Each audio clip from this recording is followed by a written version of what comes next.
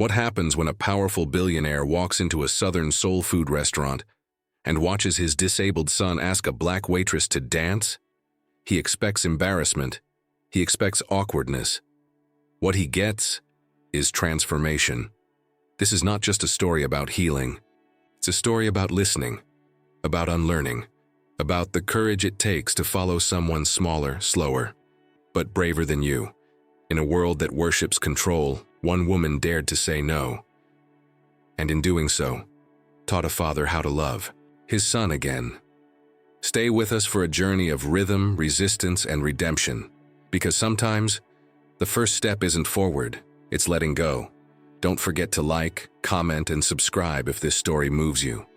Because we believe the most powerful revolutions don't start with noise.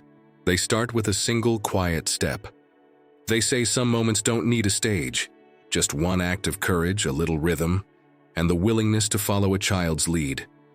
Noah Ellison wasn't supposed to stand up that night, let alone ask someone to dance, and certainly not in the middle of Cotton Row Supper Club, Savannah's most elegant soul food restaurant, where silence came with candlelight and reservations booked months in advance.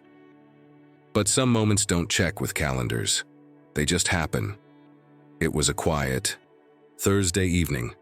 Outside, the warm Georgia air kissed the river as tugboats glided past. Inside, the room glowed with amber sconces, vintage portraits, and the low hum of blues guitar in the background. People murmured over buttered biscuits and lobster étouffée.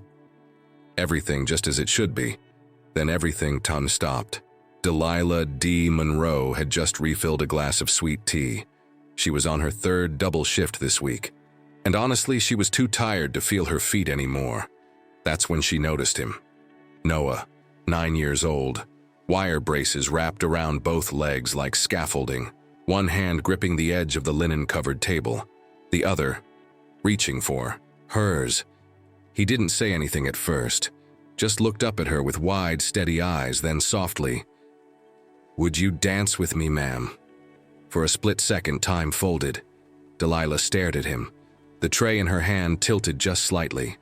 A hush fell across the dining room like a southern storm cloud. Conversations paused. A fork stopped midair. A wine glass trembled in someone's hand. And then, "Miss Monroe." The voice of her manager sliced through the room like a razor dipped in ice. "This is not a place for theatrics." At table 14, the man in the navy linen suit finally looked up. Malik Ellison, oil tycoon, Forbes cover billionaire and Noah's father. He didn't speak, didn't blink. But the twitch at his jawline was enough. Delilah felt it. The signal, the unspoken command. Step away. Don't embarrass him. Don't embarrass yourself. She looked at the boy again, his hand still in the air, still waiting, still hopeful. Delilah took a breath. Slow, deep. She set the tray down gently on the nearest table, untied the apron around her waist, folded it once, twice, and laid it neatly on the empty tray. "I can't dance in this apron, can I?" she said. Her voice was calm, matter of fact, but there was steel under the sugar. Then she turned to Noah and smiled. "I'd be honored." She took his hand, not to lead, but to follow. Noah's first step was slow. His foot dragged slightly, the metal brace catching on the floor. A soft scraping sound, like a whisper trying to be heard.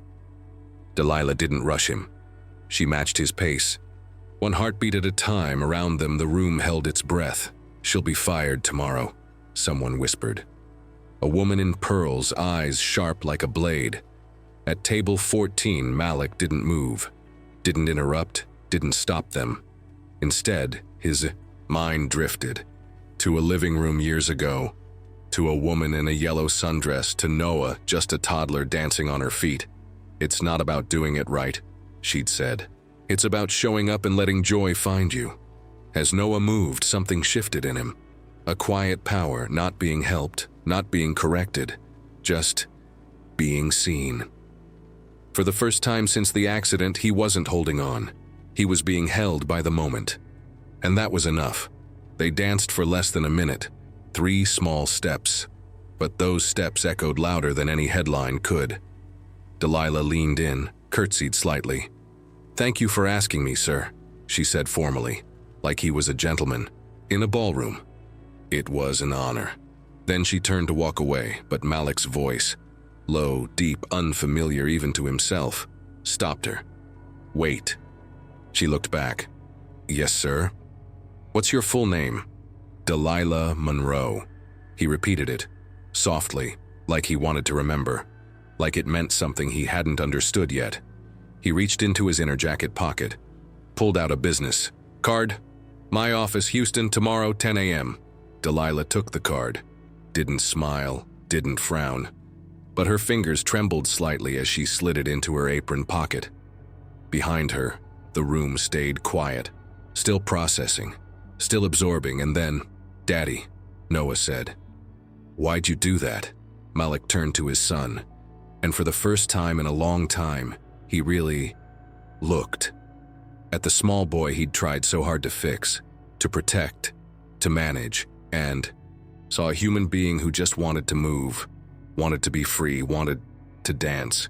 Some men speak in boardrooms, others speak with headlines, and some, like Malik Ellison, speak through silence. He had built his empire that way, quiet deals, silent control, let the world talk while he simply acted. But that night, back at his penthouse suite overlooking the Savannah River, Malik found himself without a single word to offer. The room was dim, the curtains open. Outside, a streetcar rolled slowly past under orange lamplight. Noah had already fallen asleep, shoes still, glasses slightly askew, a faint smile lingering at the corner of his lips. Malik stood at the window, one hand in his pocket, the other clenched.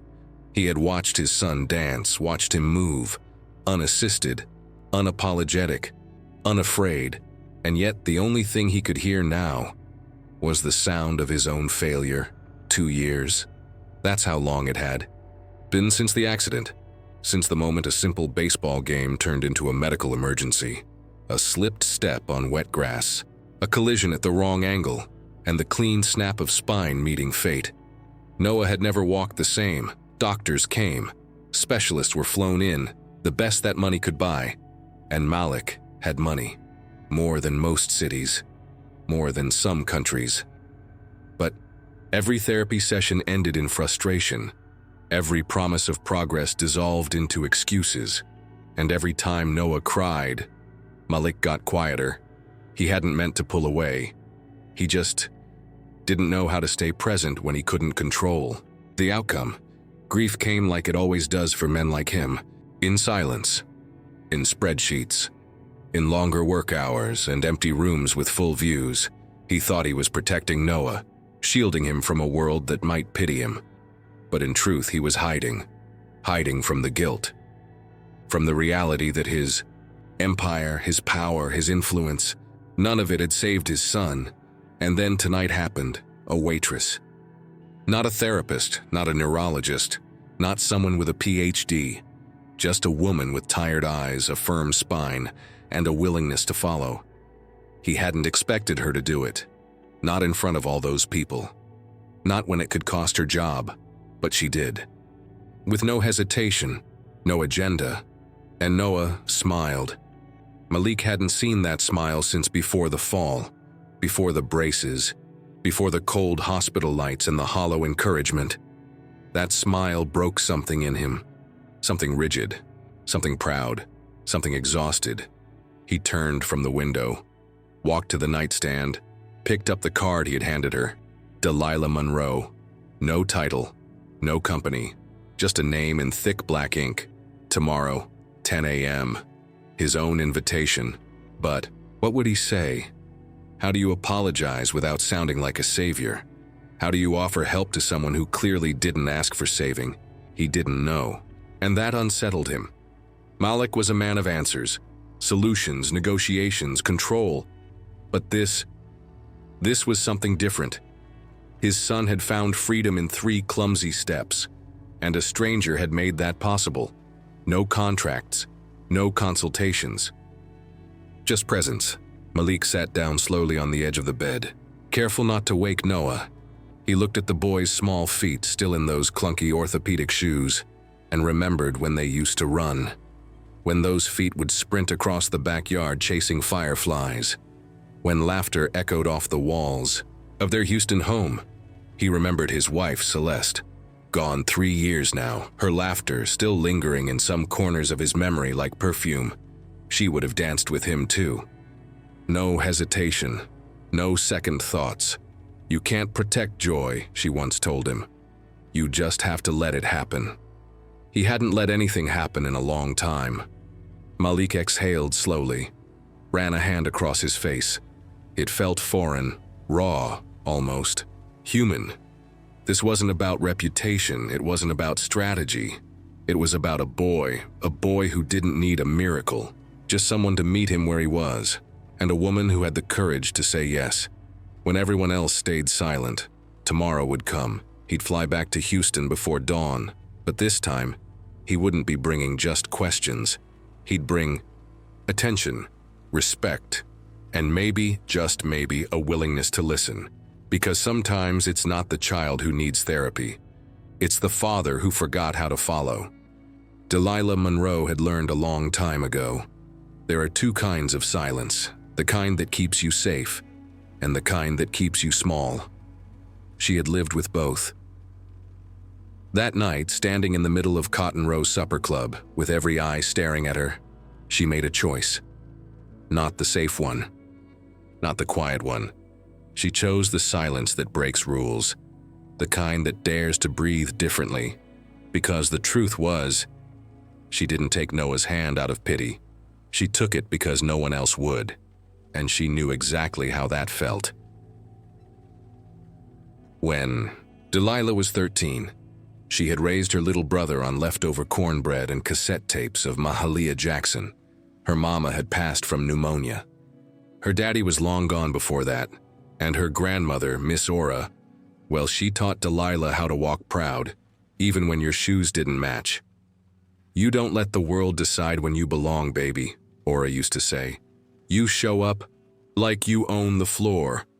Delilah had carried that lesson for years, but tonight it came back like a hymn, because when that boy, Noah, reached for her, with shaky legs and big eyes, he wasn't just asking for a dance, he was asking to be seen, to be chosen, to be treated like he mattered, and Delilah wasn't about to let that moment pass, even if it cost her the job.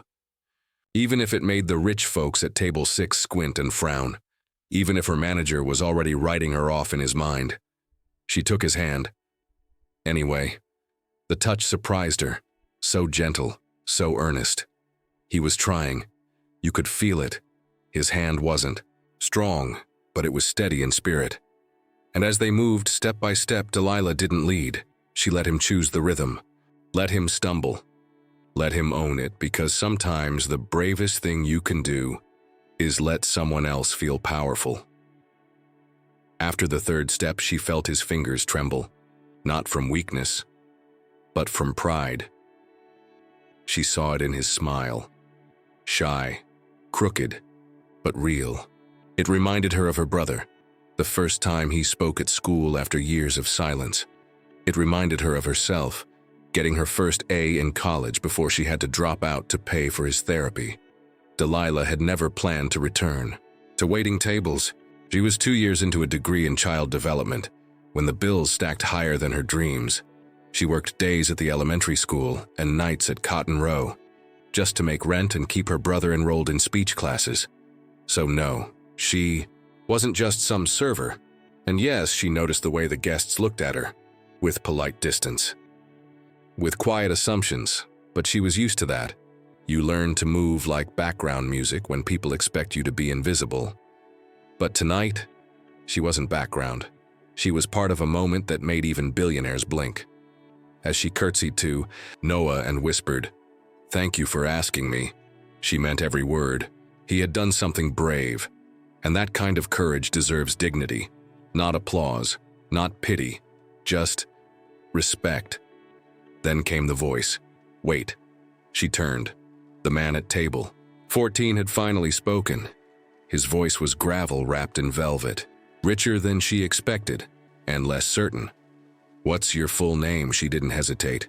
Delilah Monroe, he said it back, as if tasting it, as if trying to remember a story he'd never been told. Then he offered a card. Plain, white, elegant. My office, Houston, tomorrow, 10 a.m. She took it, didn't smile, didn't thank him. She didn't owe him that. Not yet. As she walked away, she felt the weight of the room settle again. The whispers, the judgments, the danger of being a black woman who takes up space where she isn't expected to. But Delilah had lived in tighter corners, had stood in scarier rooms, and she had made her peace with being underestimated. Because people always assumed the girl with the trade didn't have a voice, didn't have a plan, didn't have purpose. They were wrong. She had all three, and she had just used them, not to prove anything, not to get noticed, but because a little boy asked. And she knew what it meant, to ask for something with a heart that still believed in yes. The elevator doors opened with a soft chime. Delilah stepped out onto the 43rd floor of the Ellison Energy Tower. Everything around her gleamed. Marble floors, glass walls. A silence so polished it made her footsteps sound too loud. She clutched, her bag tighter. Her best blouse suddenly felt too plain. Her navy skirt still had a loose thread she couldn't fix in time. Still, she walked forward. Miss Monroe. The receptionist had a voice like an iced drink, cool, practiced. Yes, here to see Mr. Ellison. He's expecting you. This way. They led her past rows of desks, all minimal and expensive. Men in suits glanced up, then quickly looked away. A black woman in this space was like a comma in a sentence no one expected. The assistant, a woman named Yvonne Winters, barely smiled. Mr. Ellison is wrapping up a call. Please wait in here. Delilah stepped into the room, all glass. No curtains, no warmth. Just a view of Houston sprawling outward like a kingdom made of concrete and ambition. She sat, back straight, breath steady. But her mind raced. What was she doing here? What did he want? And more importantly, what was she willing to accept? 10 minutes passed, then he entered. Malik Ellison, in person, looked both taller and wearier than he had in the restaurant. His eyes found hers and held them. Not harshly, but with the weight of someone used to being obeyed. Miss Monroe, thank you for coming. He motioned to a chair across from his desk. She didn't shift, just nodded. Of course. The silence between them settled like fog. Measured, strategic, designed to make her uncomfortable. It didn't. Finally, he spoke. I want to offer you a position. Delilah's brow lifted slightly. Doing what exactly? He leaned forward. As a therapeutic companion to my son. For Noah. There it was, the soft offer, wrapped in silk. I have full-time specialists, he continued. But what you did in that restaurant, he responded. He smiled. She didn't flinch. Didn't beam with pride. She already knew that. I'd pay. You 5 times what you make now, he added. Benefits, travel coverage, whatever you need. Delilah was quiet for a beat. Then she leaned forward. Let me ask you something, Mr. Ellison. He tilted his head. What do you think I did for your son? He hesitated. You encouraged him. No. Her voice was calm, even, clearer than glass. I didn't encourage him. I followed him. He frowned. She continued. That's the difference. Everyone else tries to push Noah toward something. I let him decide the pace. A pause. And now you want to pay me to bottle that? It's not about bottling anything, Malik said. It's about giving him someone who understands. Delilah stood up. No, the word landed like thunder in a soundproof room. Malik blinked.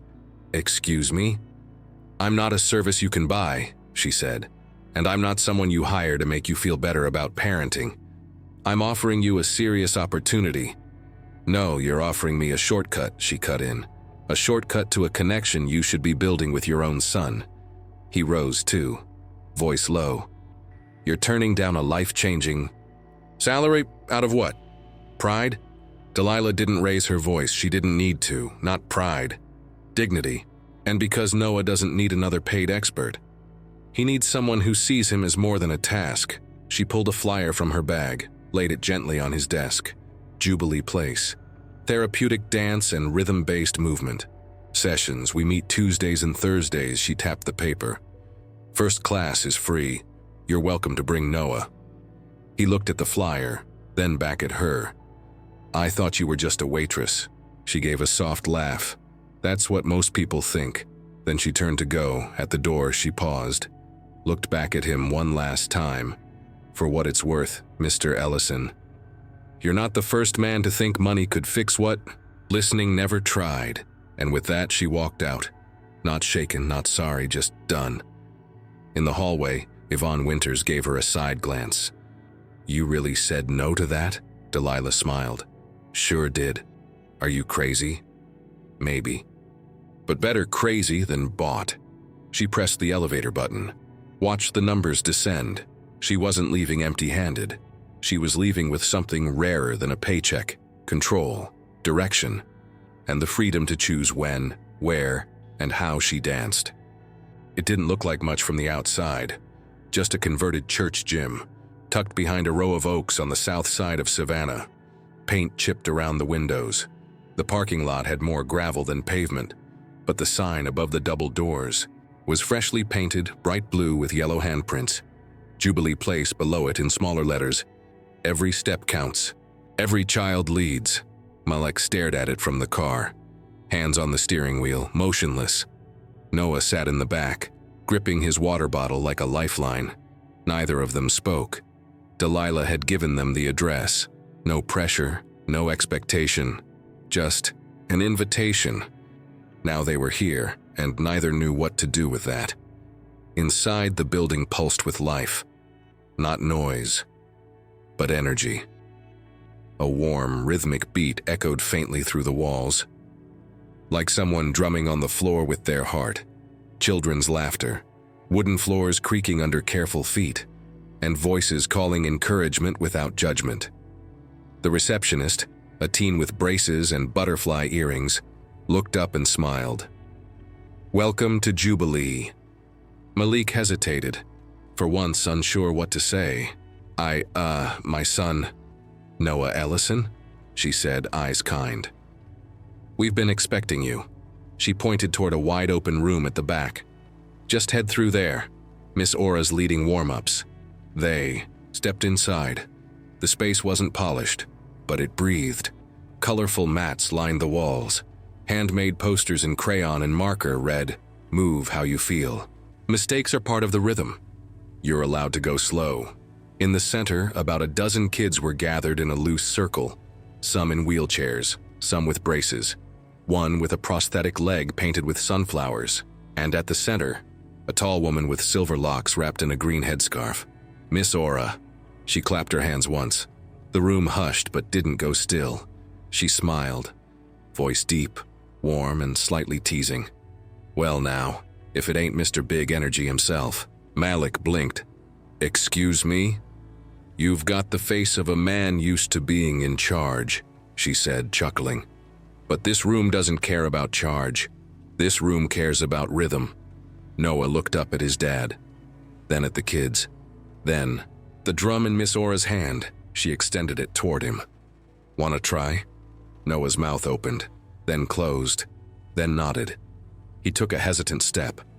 Malik reached out instinctively, but stopped himself. This wasn't his dance to control. Delilah appeared from the far corner, wearing simple leggings and a shirt with the Jubilee logo. She gave Malik a small nod. Not a welcome, not a challenge, just acknowledgement. I didn't think you'd come, she said. I almost didn't, he admitted. What changed your mind? He looked at Noah, now tapping the drum, matching the beat of the others. I heard something, he said. Something I hadn't heard in a long time. Delilah tilted her head. What was that? His laugh. Miss Ora stepped beside them. Your son's fine, she said, but I reckon you're the one feeling lost. Malik bristled. Excuse me? She grinned. Son, we get doctors, therapists, specialists in here all the time. But the hardest thing for a parent to do is sit down. Didn't answer, because he knew she was right.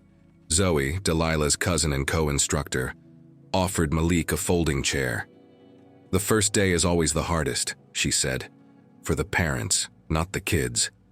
He sank into the chair, hands restless in his lap. Heart louder than the drum beat. He watched Noah now, eyes lit up, matching rhythms with a girl in a wheelchair. There was no instruction, just mirroring, just joy. This isn't therapy, he said aloud, almost to himself. Delilah smiled. No, this is freedom, and you don't prescribe freedom. You create space for it. For the next 40 minutes, Malik sat in silence, not the kind he used in business meetings, not the kind that intimidated, but the kind that listened. Listened to the beat, to the laughter, to the small breakthroughs unfolding like petals in the spring. He looked around, at the art, at the children, at the faces of parents who had learned how to let go without giving up. This world wasn't built on status, or resumes, or deals made, glass towers. It was built on moments, small, wobbly, precious. By the end of the session, Noah walked, brace and all, toward him with confidence Malik hadn't seen in years. Can we come back next time? He asked. Malik swallowed the lump in his throat. Yes, every time. And for the first time, he meant it. It started like any other Thursday. The breeze was soft, the music was warm, and Jubilee Place buzzed with its usual rhythm of movement and joy. Delilah set up the mats. Zoe tuned the drums. Miss Aura brewed her mint tea with honey, claiming it. Healed everything from nerves to knees. Malik had begun arriving early, not to control, but to watch, to listen, to be present. Noah was changing. He laughed more now, asked more questions, moved not just with effort, but with intention. Something in him had awakened, and on that day, he decided to try something no one expected. The class had just finished a partner exercise. Delilah was mid-sentence, showing a new stretch to a pair of siblings. When the room went quiet, she turned. Everyone did. Noah was in the center of the room, alone. One of his braces lay on the mat behind him, unstrapped, deliberately. He stood on one leg, the other slightly bent, toes searching for balance. His arms lifted slowly, his eyes fixed ahead. Then, he moved one step, unsteady but his. Gasps echoed, Miss Aura's teacup stilled in midair. Zoe dropped the drumstick in her hand. Delilah covered her mouth, tears already rising. And Malik stood frozen. His son was dancing alone, without guidance, without fear. The silence held for 1 second too long, long enough to be broken by the click of a camera. Reporters, 3 of them. From a local station and 2 online outlets. Dr. Mercer, the retired neuroscientist who advised Jubilee, had invited them. They were here for the launch of Jubilee's pilot study, documenting non-directive movement therapy in underserved communities. No, one had expected the story to arrive in the form of one barefoot boy, taking one independent step. Malik turned, eyes locking with Delilah. You knew they'd be here? She nodded. Calmly, we've been planning the announcement for weeks. And you didn't tell me? You weren't the story. He looked back at Noah, now stepping again, wobbling into the embrace of a laughing girl with crutches. The camera shutters kept going. A voice from the crowd called out. Mr. Ellison, is that your son? Another. Is it true you turned down this center's funding 3 times? The heat rushed to his face. His fingers curled. He wasn't used to being ambushed. Used. I didn't agree to this, he muttered. Noah did, Delilah replied softly. He agreed. When he took off that brace, he walked off the mat, out of the spotlight, into the hallway. Delilah followed. You think this was staged? He didn't answer. You think I told him to dance? Still silent. She stepped closer. Look at me. He did. Her voice dropped to a whisper, but it cut sharper than anything else he'd heard that year. Your son just did something doctors said was impossible. And the first thing you thought about was how it made you look. He leaned against the wall, exhaled, slowly. I'm not used to not knowing what To do, he admitted. I know, she said. That's the problem. She led him into a small side room. Photos of children covered the walls, each with a handwritten card showing their name, their condition, and their current progress. At the very end of the display, an empty frame. What's that one for? He asked. Our future, Delilah said. A full-scale center, more staff, more space. We could reach 500 kids a year instead of 50. He stared at the blank space. And you orchestrated all this? She nodded. I saw an opportunity when you walked into that restaurant. And I promised myself, if I couldn't get through your boardroom, I'd get to your heart. Zoe burst in. It's Noah, they rushed back. The room was full now, parents, reporters, staff in the center. Noah stood with one leg lifted, arms out. The music had stopped, but he kept going. No prompting, no audience needed, just motion, just rhythm. Malik moved toward him. Delilah reached out. Wait, she whispered. Just watch. Noah took one more step, off balance, reel, then another. The children cheered, camera flashes sparkled. Malik's throat tightened. His face, usually carved in steel, softened, cracked. He blinked hard, but didn't hide it. Delilah leaned in, voice gentle. That's why we created Jubilee. Not for perfect steps, but for first ones. And that's when he realized he wasn't just witnessing his son's healing. He was being offered his own, but only if he had the courage to accept it. The room was buzzing. Noah's last step still lingered in the air, like a note you don't want to stop ringing. Camera flashes had slowed, but the tension hadn't. Reporters were already huddled, microphones ready, pens shaking with excitement. Parents whispered, children clapped, and Malik Ellison stood in the middle of it all, completely, utterly exposed. He had no prepared statement, no PR team beside him, just a choice. Stay silent, or finally speak. Mr. Ellison, a young journalist asked, microphone extended, like a challenge. Do you have a comment on what just happened? Malik looked down at his son. Noah was back on the mat, laughing with two other kids, like none of this mattered to him, like fame, fortune, and adult fear had no weight in his world, and maybe that's why it all mattered so much. Malik turned to the crowd, cleared his throat. I do. The room stilled. He didn't raise his voice. He didn't need to. I've spent most of my life in rooms built for power, he began. Boardrooms, ballrooms, back rooms where decisions are made behind closed doors. But no room has ever taught me more than this one. He paused. Let that settle. This, what happened today, wasn't orchestrated, wasn't bought, and it sure wasn't expected. He glanced toward Delilah, her expression unreadable, calm, steady, but it was necessary. He turned back to the reporters. I'm proud of my son, not just because he took a step, but because he took it on. His own terms. Murmurs filled the room. Someone from the back asked, So what now, Mr. Ellison? Malik nodded slowly. The Ellison Foundation will fully fund the expansion of Jubilee Place. A new facility, more staff, long-term support, gasps, cheers, even a few tears. But then he held up a hand. One condition. The room hushed. He looked at Delilah again. She leads it. Completely. No corporate oversight, no board interference, no red tape. A beat of silence. Delilah raised an eyebrow. Excuse me. He stepped toward her. You built this. You shaped this. This place works. Because of you. I won't let it get swallowed by people who don't understand what healing actually looks like. Her arms were crossed now. Not defiant, just guarded. And what made you decide that? She asked. He smiled just slightly, because when I tried to buy your help, you handed me a flyer instead. The room broke into applause. Zoe clapped the loudest. Miss Aura wiped her eyes with the sleeve of her tunic. Noah looked confused. Are we getting a bigger room? Delilah leaned down. Something like that, baby. A room with even more space to dance. 3 months later, the ground broke on Jubilee Place South, a state-of-the-art facility designed with input from every family involved.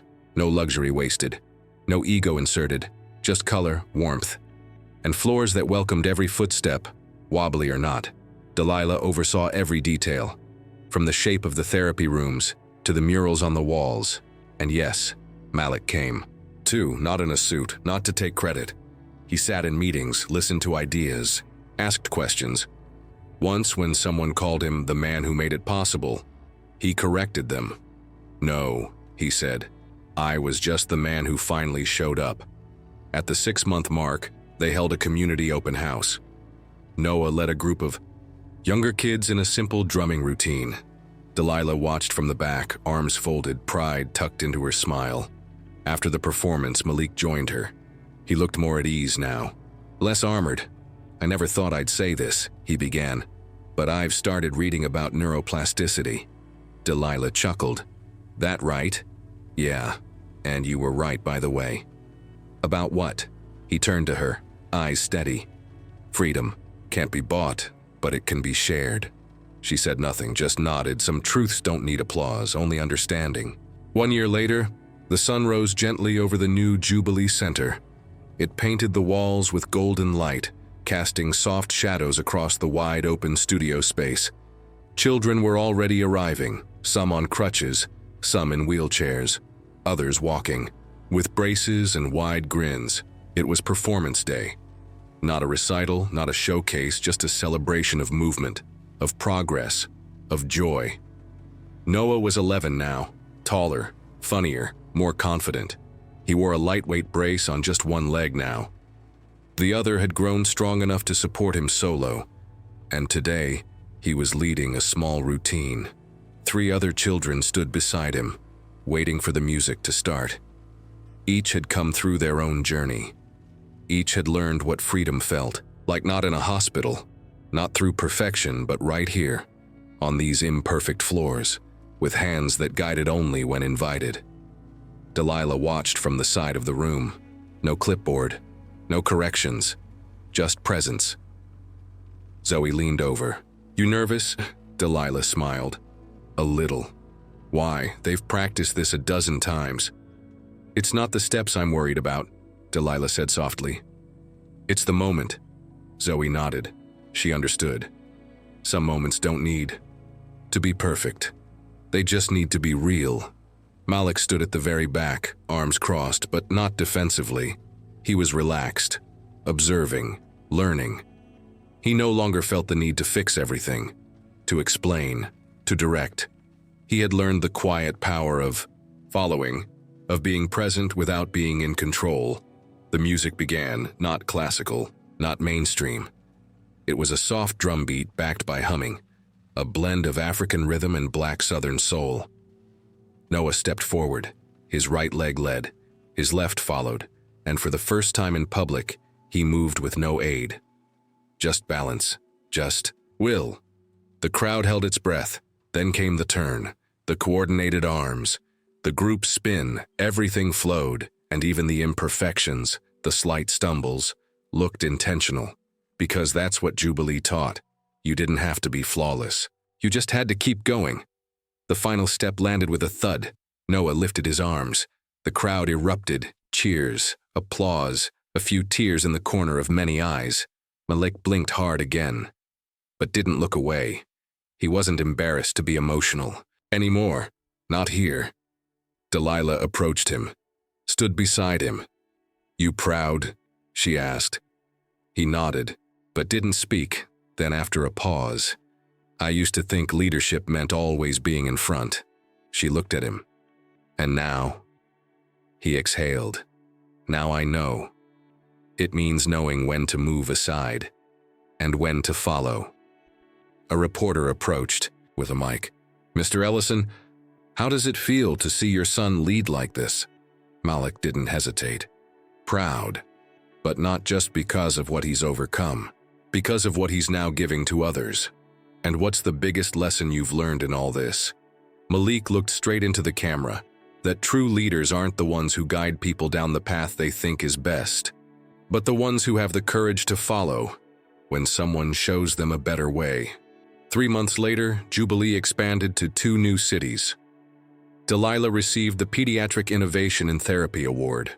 Her methodology, now dubbed relational, Rhythm therapy was adopted by clinics from Atlanta to Seattle, and Noah, he enrolled in regular school, still came to Jubilee twice a week, sometimes to dance, sometimes to teach.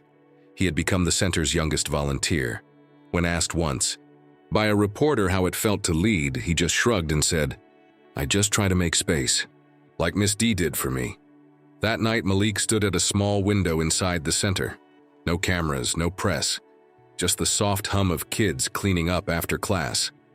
Delilah joined him. "Still learning to follow?" she teased. He smiled. Every day, they stood in silence, the kind that no longer needed filling. Then he turned to her. "Thank you." She raised an eyebrow. "For what?" "For teaching me how to listen." She nodded.